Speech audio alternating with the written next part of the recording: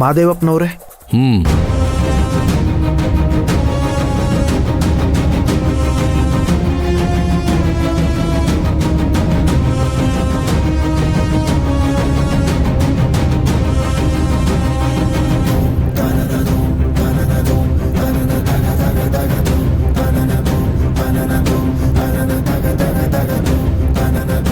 ಈ ವಿಚಾರವಾಗಿ ನೀವೆಲ್ಲರೂ ಸಾಲ ಮನ್ನಾ ಮಾಡಿ ಅಂತ ನಿಮ್ಮಲ್ಲಿ ವಿನಂತಿ ಮಾಡೋಣ ಅಂತಿದ್ದೆ. ಆದರೆ ಕಳೆದ 10 ವರ್ಷಗಳಿಂದ ಇಲ್ಲಿ ನಡೀತಾ ಇರೋ ದಬ್ಬಾಳಿಕೆ ನೋಡಿದ್ರೆ ಇದನ್ನ ಇಲ್ಲಿಗೆ ನಿಲ್ಲಿಸಿ ರೈತರಿಗೆ ಅವರ ಜಮೀನನ್ನ ವಾಪಸ್ ಕೊಟ್ಬಿಡಿ ಅಂತ ಕಟ್ಟಪ್ಪಣೆ ಮಾಡ್ತಾ ಇದ್ದೀನಿ.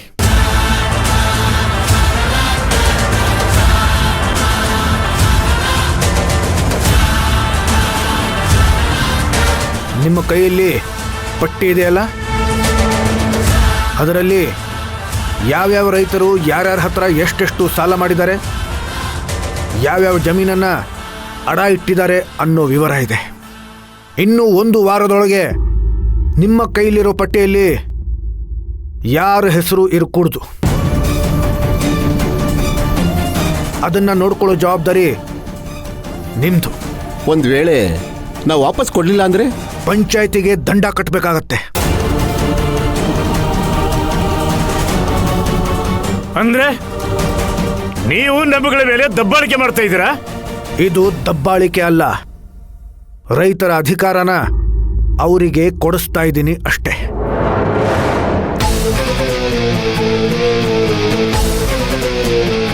ನಾವ್ಯಾರು ರೈತರ ಮನೆಗೆ ಹೋಗಿ ಸಾಲ ಕೊಡ್ತೀವಿ, ಜಮೀನು ಅಡ ಇಡಿ ಅಂತ ಕೇಳಲಿಲ್ಲ. ಅವ್ರ ಕಷ್ಟಕ್ಕೆ ಅವ್ರು ಬಂದು ಸಾಲ ಮಾಡ್ತಾರೆ. ನಮಗೆ ದುಡ್ಡು ಗಿಡದಲ್ಲಿ ಬೆಳೆಯುತ್ತಾ? ಕಟ್ಟುವ ಬಡ್ಡಿ ಬೇಕಾದ್ರೆ 2 ತಿಂಗಳು ಬಿಟ್ಟು ಕಟ್ಲಿ, ಬೇಡ ಅನ್ನಲ್ಲ. ಆದ್ರೆ ಸಾಲ ಮನ್ನಾ ಮಾಡಿ ಅಂದ್ರೆ ಹೇಗಾಗುತ್ತೆ? ಅಂದ್ರೆ ನಿಮ್ಮಲ್ಲಿರೋ ಮಾನವೀಯತೆ ಯಾವತ್ತೋ ಸತ್ತು ಹೋಗಿದೆ ಅಂತಾಯ್ತು. ನಾವೇನ್ ದುಡ್ಡಿಗೋಸ್ಕರ ಯಾರು ಕೊಲೆ ಏನ್ ಮಾಡಿಸಿಲ್ವಲ್ಲ. ಸರ್ಕಾರದವರು ಸಾಲ ತೀರಿಸಲಿಲ್ಲ ಅಂದ್ರೆ ಜಮೀನ್ ಜಪ್ತಿ ಮಾಡಲ್ವೇನು? ಅವ್ರೇನ್ ಈ ರೀತಿ ಸಾಯ್ತೀವಿ ಅಂತ ನಮ್ಗೇನ್ ಹೇಳ್ಬಿಟ್ಟು ಸಾಯ್ತಾರ? ಅವ್ರ ಕರ್ಮ ಅವ್ರು ಅನುಭವಿಸ್ತಾರಷ್ಟೇ.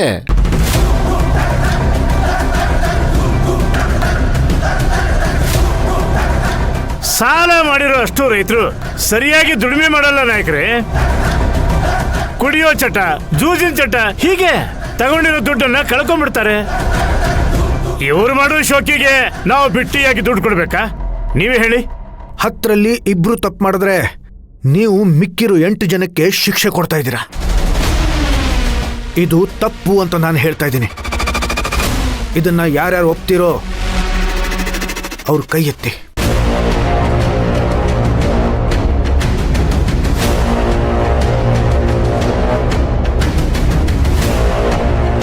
ನನ್ನ ಮಾತಿಗೆ ಬೆಲೆ ಕೊಟ್ಟು, ರೈತರ ಜೀವನಕ್ಕೆ ಮರ್ಯಾದೆ ಕೊಟ್ಟು ಸಾಲ ಮನ್ನಾ ಮಾಡ್ತೀವಿ ಅಂತ ನೀವು ಒಪ್ಕೊಂಡಿದ್ದೀರಲ್ಲ, ಅದಕ್ಕೆ ಧನ್ಯವಾದಗಳು.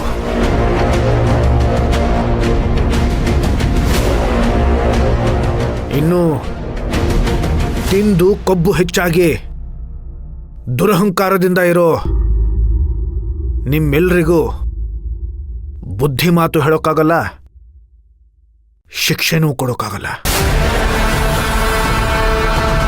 ಹಾಗಾಗಿ ಇನ್ಮೇಲೆ ನೀವು ದುಡಿದಿದ್ರಲ್ಲಿ 20% ಭಾಗನ ನೀವು ಪಂಚಾಯತಿಗೆ ಕಟ್ಟಬೇಕಾಗತ್ತೆ.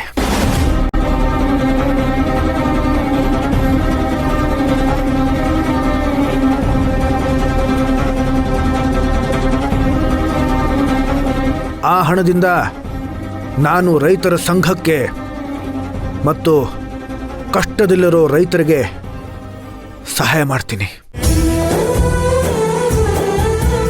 ಇದನ್ನೂ ಒಪ್ಕೊಳ್ಳದೇ ಇರೋರು, ನೀವು ಈ ಊರಲ್ಲಿ ಸಂಪಾದನೆ ಮಾಡಿರೋ ಆಸ್ತಿನೆಲ್ಲ ಬಿಟ್ಟು ಈ ಊರಿಂದ ಗಡಿಪಾರು ಹಾಕಬೇಕು.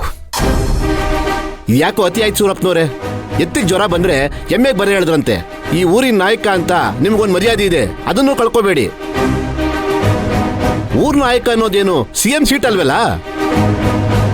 ನಾವು ನಿಮ್ ವಂಶಕ್ಕೆ ಕೊಡ್ತಾ ಇರೋ ಗೌರವಕ್ಕೋಸ್ಕರ ನಿಮ್ಗೆ ಆ ಪಟ್ಟ ಇದೆ ಅಷ್ಟೇ. ಆಮೇಲೆ ನಿಮ್ ಚೇರ್ಮನ್ಗಿರಿನೂ ಇದೆ. ಲೇ ಜಾರ್ಸಿ ಒದ್ದ ಅಂದ್ರೆ ಮಗನೇ ನಾಲ್ಗೆ ಕಳ್ಸಿ ನೆಲಕ್ ಬಿದ್ದು ಬಿಡ್ಬೇಕು. ಎಷ್ಟೊಂದು ತಿಮಿರು ನಿನ್ಗೆ. ಮಾದೇವಪ್ಪ ಸಮಾಧಾನವಾಗಿರಿ.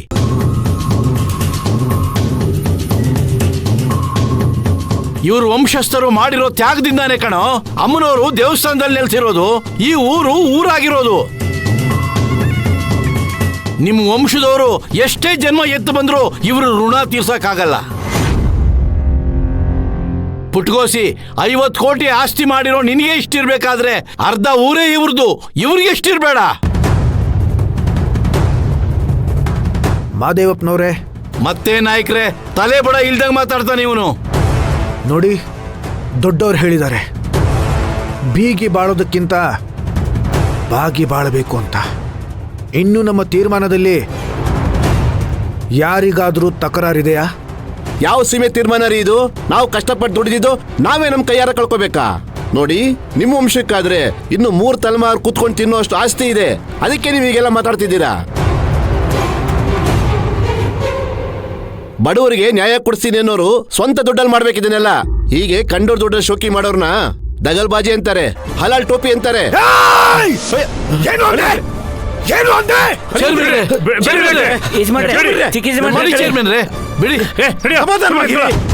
ಕಳ್ಸ ಅವನ ಕಡೆ. ಏನು ಕಷ್ಟಪಟ್ಟು ಸಂಪಾದನೆ ಮಾಡಿದ್ಯಾ? ಏನ್ ಮಾಡಿದ್ಯಾ?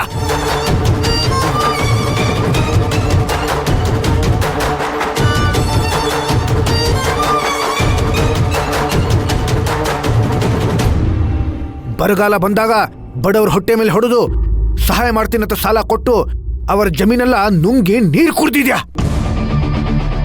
ಕಷ್ಟಪಟ್ಟಂತೆ ಕಷ್ಟ. ನೀನು ಜನ್ಮದಲ್ಲಿ ಒಂದ್ಸಲ ಆದ್ರೂ ಹೊಲದಲ್ಲಿ ಇಳಿದು ನಾಟಿ ನೆಟ್ಟು ಫಸಲ್ ತೆಗ್ದಿದೀಯನೋ?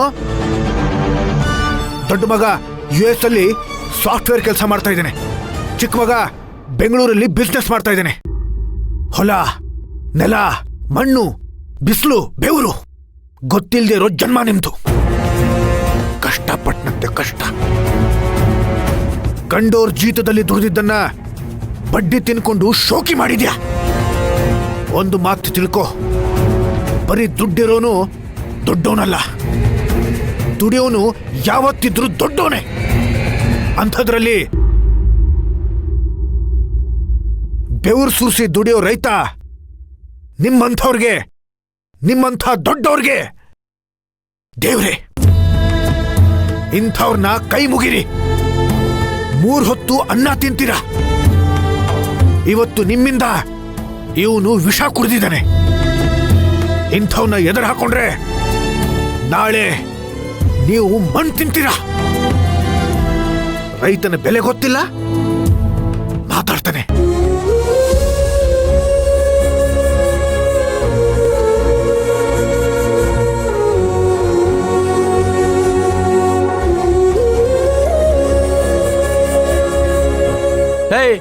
ಬಡ್ಡಿಗೆ ದುಡ್ಡು ಕೊಡೋರು ನೀವೇ, ಬಿಟ್ಟಿ ಸರಾಯಿ ಕೊಡೋರು ನೀವೇ ಅಂತ ನಮ್ಗೆ ಚೆನ್ನಾಗಿ ಗೊತ್ತು.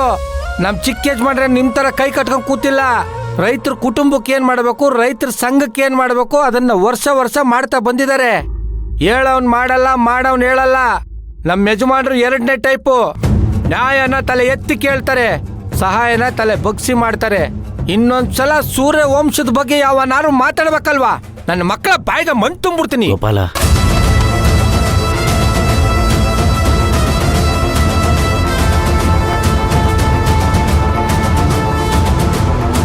ಅತಿಯಾಗಿ ಯಾವುದೂ ಇರಬಾರ್ದು. ಅದು ದುಡ್ಡಾಗ್ಲಿ, ಮಾತಾಗ್ಲಿ, ಅಥವಾ ತಿನ್ನೋ ಅನ್ನನೇ ಆಗ್ಲಿ, ಅದು ವಿಷ ಆಗ್ಬಿಡುತ್ತೆ. ನಿಮ್ಮೆಲ್ರಿಗೂ 1 ವಾರ ಕಾಲಾವಕಾಶ ಕೊಡ್ತೀನಿ. ಯೋಚನೆ ಮಾಡಿ. ನೆಲ ಕೊಟ್ಟು ಬದುಕ್ತೀರಾ ಇಲ್ಲ ನೆಲ ಬಿಟ್ಟು ಹೋಗ್ತೀರಾ? ನಿಮಗೆ ಬಿಟ್ಟಿತ್ತು. ದೇಹಿ ಅಂದ್ರೆ 100 ವರ್ಷ, ದರ್ಪ ಅಂತ ನಿಂತ್ರೆ 2 ನಿಮಿಷ. ನೀವು ಬರೀ ನಿಮ್ಮ ಅಸ್ತಿತ್ವನ ಕಳ್ಕೊಳ್ಳಲ್ಲ, ನೀವೇ ಕಳೆದು ಹೋಗ್ತೀರಾ.